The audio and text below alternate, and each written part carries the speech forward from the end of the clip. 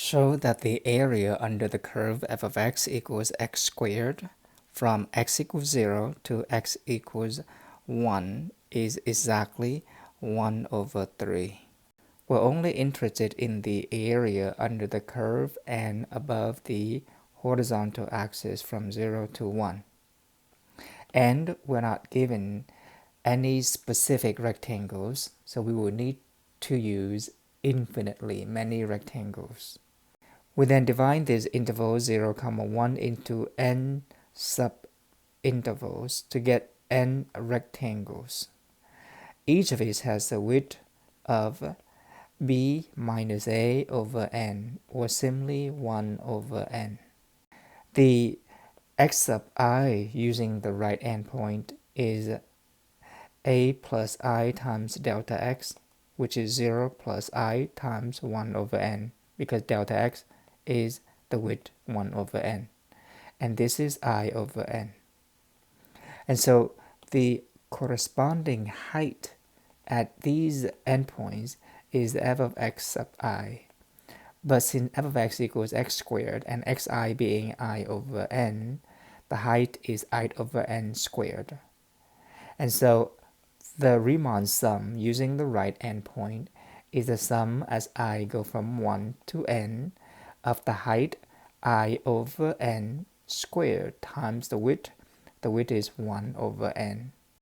We then simplify this to get the sum as I go from 1 to n of I squared over n squared times 1 over n. And this is the sum as I go from 1 to n of I squared over n cubed. Since n doesn't depend on the summation, we bring out 1 over n cubed, and we end up with the sum as I go from 1 to n of I squared. This is the sum of the first n integer squared. And so this is 1 over n cubed times the sum of the first n integer squared is n times n plus 1 times 2n plus 1 over 6. This expression represents the area under the curve above the x-axis from 0 to 1 using n rectangles. What is n? If we want to obtain an accurate answer, we need to take n go to infinity. What this implies is that we use infinitely many rectangles so that we have no error left. To simplify this, we distribute the numerator. The denominator is 6n cubed, and in the numerator we have n squared plus n times 2n plus 1. And then we distribute this 2n cubed plus n squared plus 2n squared plus n over 6n cubed.